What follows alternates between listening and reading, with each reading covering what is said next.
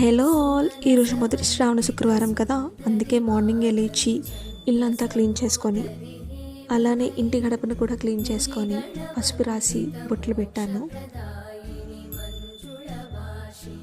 మనకి ఎలానో ముగ్గులు రావు కాబట్టి ఇలాంటి స్టెన్సిల్స్ యూజ్ చేస్తాను.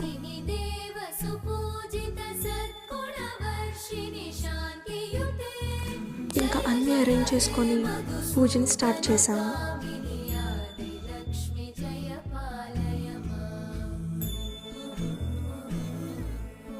ఇంకా పూజ అవ్వంగానే ఆ మహాలక్ష్మికి హారతిచ్చి లైఫ్లో ఎప్పుడూ హ్యాపీగా ప్రశాంతంగా ఉండాలని కోరుకున్నా.